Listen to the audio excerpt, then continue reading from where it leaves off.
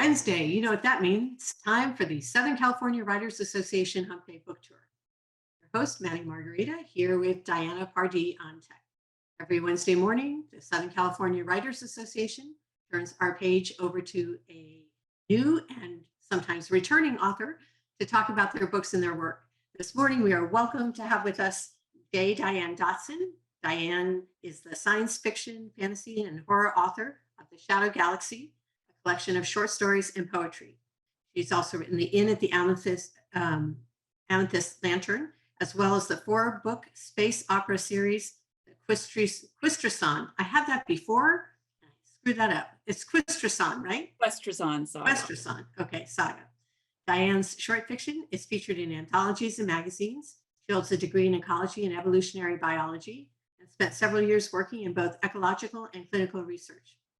She is also a science fiction writer for online publication and is an artist.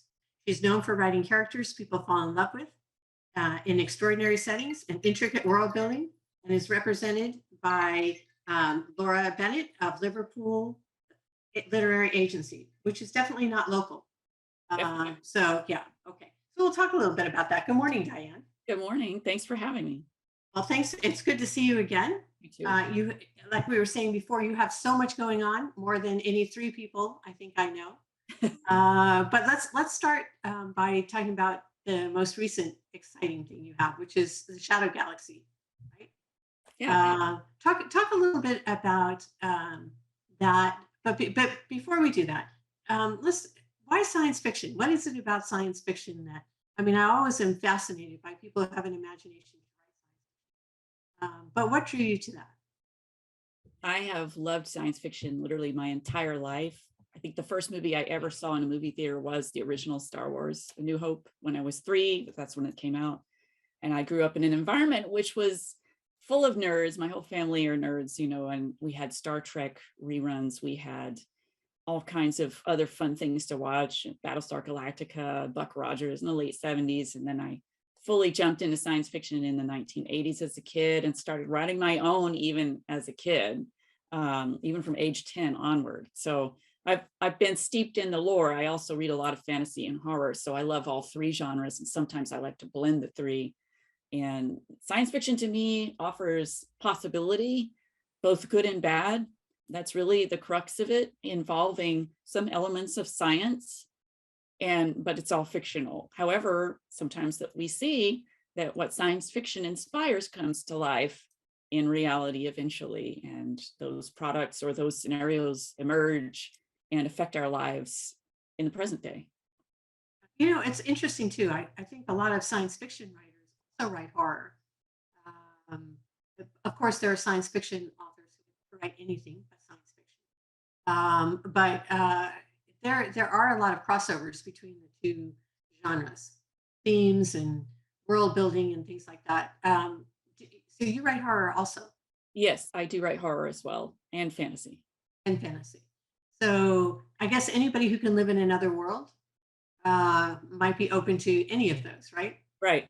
And you can kind of blend all 3 if you want. And some of my works do that. So I love to kind of dance among the 3 and blend them, and, you know, sort of bringing it back again to possibility, both good or bad. And that could go either way for any of them. Horror tends to be bad, right? You know, the worst case scenario, or the horrible scenario you didn't imagine happening.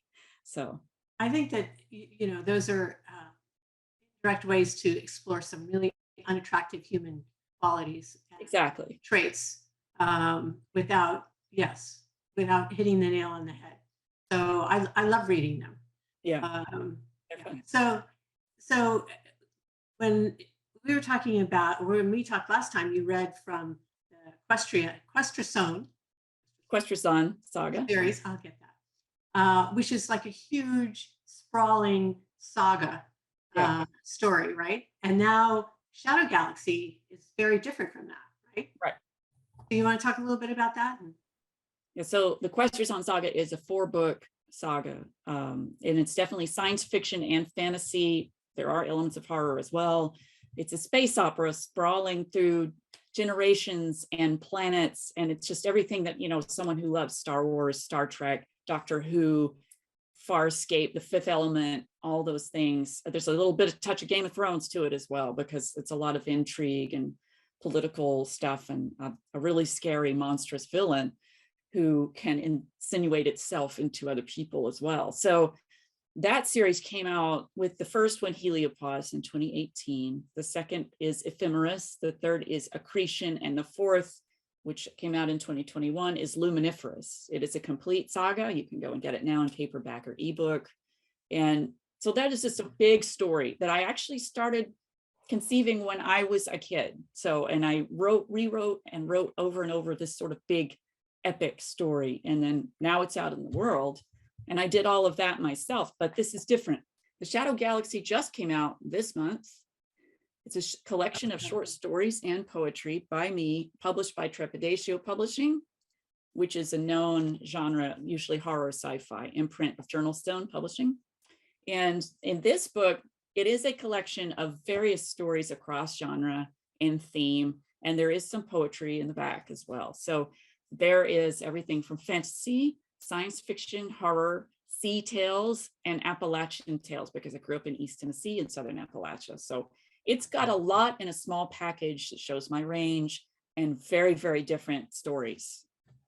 You know, I think it takes a lot of flexibility and discipline to go from writing like the space opera that you wrote to writing short stories and poetry. It's a lot of fun because I like to stretch my boundaries of writing. I'm also a science writer. That's my day gig, right? So that's nonfiction and it's science and real world based. But with the short stories, I can't recommend enough that everybody should try short stories. You can make money off of submitting them to magazines too. It's some people submit them all the time and make a decent living if they get accepted. And the worst thing that happens is you get a no. But in my case, I built up a really interesting grouping of, you know, very different stories, but there is some through line through them all, you know, of the shadow galaxy, but you can't have shadows without light. So there's a bit of darkness and light in it throughout. And I love writing short fiction because there's such a huge variety for such a small package. You can go from flash fiction from a few hundred words to like a sprawling, you know, almost 10,000 word, you know, short story.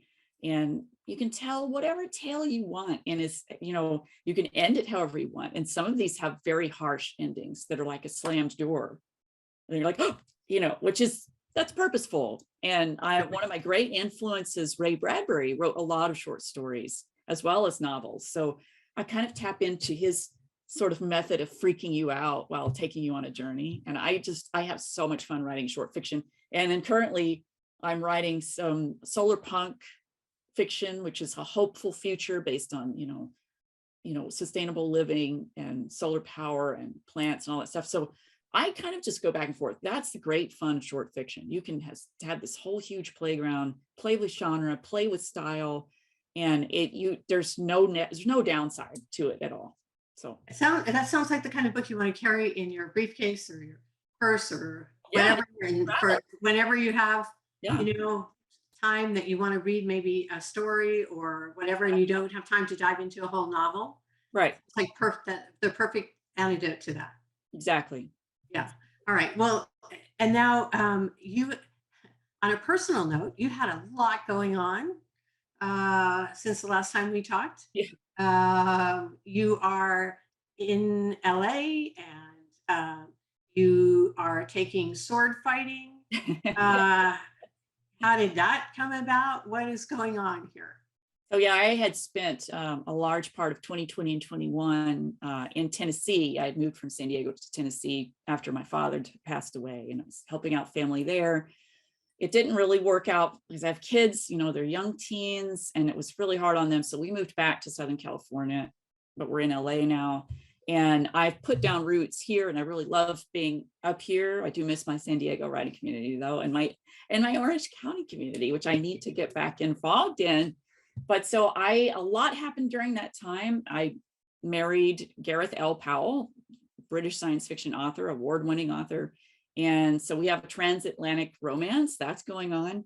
But in terms of the sword fighting, that is a very recent thing in which I had sought out months ago, was researching who does medieval sword fighting? I'm not talking fencing, I'm talking big swords like you would have had in medieval times, because I'm writing epic fantasy also now. And I wrote, we'll talk about this, there's a novel on submission that is epic fantasy. And I really wanted to write from a place of authenticity, meaning that I needed to be able to know how to make the moves, how to pick up the sword, how to do all this different stuff. And so I've started this sword fighting class with long swords to dig into that, because I really like immersing myself in either the science or the craft of whatever I'm writing. So tell us about the novel that's on submission that you were learning to use a broadsword or large stick or. Well, it's not just for that one. There are two other fantasy novels I'm hoping to be able to write in the next couple of years that are, they could take place in the same universe, but they don't need to. And one of them would be more grimdark, meaning you'd have a lot of battles, you know. So this one, the one that's on submission, I can't tell you the name of just yet, or, you know, I have to be kind of vague because it is on submission and to a lot of pretty big names. And so we're just waiting, right? It's been on submission 2 months now. We're waiting to hear back. And it is an epic fantasy set in another realm.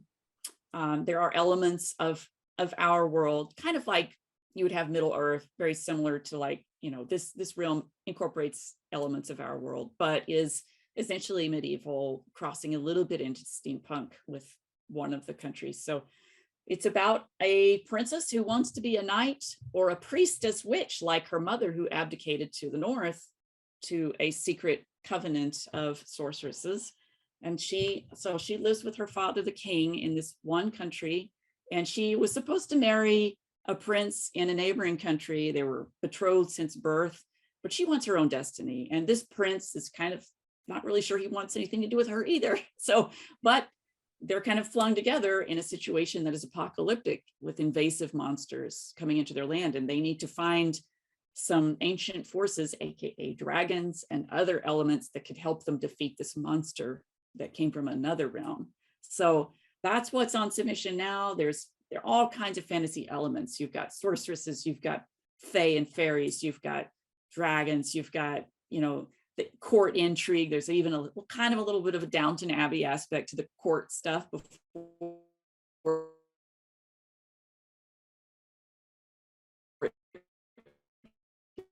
it's really crazy. You know, it's a nice, fun mix with a strong hero that she is just her own path. An huge part. I mean, you have to have characters that people relate to in any novel, but I think that's the world building is especially challenging. So how much time do you take on the world building? And if you're going to write a new series or a new book, how do you approach deciding what has to be in that world to give the reader a feel for the setting? This is where it comes in handy to be a lifelong genre fan and to have a science degree, because I like to incorporate some science into the world building. I had recently written an article, The Ecology of World Building, which is on the Science Fiction Writers Association website. You can go search for that article, and it's to help writers of sci-fi, horror, and fantasy add that element of ecology to your world, in which case the environment in which your characters exist, making it feel more real, making everything interact with the environment, whether, you know, the characters or creatures or what they grow or what's hunting them, you know, how it all plays into this web of life, and the non-living aspects as well, like mountains and snow and things you have to deal with when you're on a trek or a quest. So I love to flesh out that sort of realism, but I also, sometimes things just come to me whole cloth. For the Amethyst Lantern, which is my young adult Lunarpunk sci-fi book coming out this October from Android Press, I had written a short story called Midnight Serenade, which is now online with Solarpunk magazine. And this was to be a Lunarpunk story in which it's a future utopia in which everything is night-based. We're doing everything at night, not during the day, for various reasons. And so I wanted to play in that world, and I had written the short story, and I thought, God, there's a whole universe here that just is popped into my head. And on one of my flights back from the UK, I got out my sketchbook and I sketched out a bunch of characters because I like to draw. And I sketched out the home of the main character as a cutaway showing the underground and how in the future this house works from a sustainability point of view. I sketched out the lighthouse, which is the Amethyst Lantern of the name. And just this whole thing just I kind of combine my art and science and love of worlds together. Just like the way I look at it is like, where would I want to play? You know, and I build that world. Or where would I really not want to play and get really freaked out? So that's the horror world, you know. So it's really fun to kind of just ask that question of yourself. Where do I want to play? Where do I want my characters to play? What does it need to look like? How does it need to feel, smell, taste? Because food is an element of world building too, and I like to talk about that. And you know, you want it to just feel like a place that you can escape to. That is the whole idea. You know, I think, you know, people talk about people being left brain and right brain. I think you are one of the few people I know that are full brained, because you use your Like, left and I your feel right. airheaded, so I don't know about that. You have that artistic side. Yeah, you have the analytical side. But I think you need that to keep up with your schedule, and all the things that you do and the commitments that you have and obligations. So let's just talk a little bit about where people can find your work and your books and see you if they would like to get a chance to meet you in person. I know this is March 2023, so and you have some upcoming appearances. You want to talk a little bit about that, where people can Yes, see? you could first of all find me anywhere on social media with, usually my username is at J Dianne Dotson, and that's JDIANNE DOT as in Thomas SON. So J Dianne Dotson, or you can go to jdiannedotson.com. Again, there's 2 N's in Diane, and it's DOTSON. So I'm everywhere out there. I'm on Instagram and Twitter, probably the most. I'm even on LinkedIn. So, you know, because I'm busy science writer, content manager there. In terms of upcoming appearances, again, it says March 2023. I have 2 this upcoming weekend, March 18th in Salt Lake City, back to back. There is one at Marissa's bookstore at 1 p.m. and one at the Legendarium, which is a genre bookstore, at 5 p.m. I also have an appearance at WonderCon on Friday, March, I believe it's the 24th at 8 p.m. I'm on a panel, the psychology of like writing, how to write psychologically rich characters. And that's helmed by Janina Scarlett, the psychologist. She's wonderful. So that's a fun one. And then on March 25th, I am at Dark Delicacies Horror Bookstore in Burbank from 3 to 5 p.m. as a part of a multi-author signing. Really fun. April 7th, Friday, April 7th at 6 p.m. I'm at Barnes & Noble at Los Angeles, The Grove, big shopping area there, signing the Shadow Galaxy. And I've got an online appearance this coming Tuesday, March 21st with Space Cowboy Books. That's free online. You can go to Eventbrite and register there and watch it for free. I'll do a reading with Jean-Paul Garnier, who runs Space Cowboy Books. So I've got a busy few weeks in my book tour, and then things kind of slow down, and then I have to turn in a new novel. So it's a lot. Yeah, I don't think things ever slow down for you, which They is really don't. They don't. But it's fun, you know. And if I didn't love it, I wouldn't be doing it, right? So. well, that's why we're so excited that you took a few minutes to join us this morning. Talk a little bit about your books. Hopefully, you can come back and we can do this again. Yeah, everybody, if you get a chance, buy the Shadow Galaxy. Yeah. It's a good taster of my mini styles, and it's right available now, paperback or ebook from anywhere. It's the stories of Appalachia that I want to get into too, that are tucked in there. That's what I'm going for when I read. So we're excited for you, for everything that you have going on. We wish you the best of luck, and hope that, like I said, that you'll come back and when you have your Netflix story and series, and you'll talk to us about that. All right. Here's hoping. Thank you so much for having me. This has been lovely. Thank you, Diane. Thank you, everybody, for being with us this morning.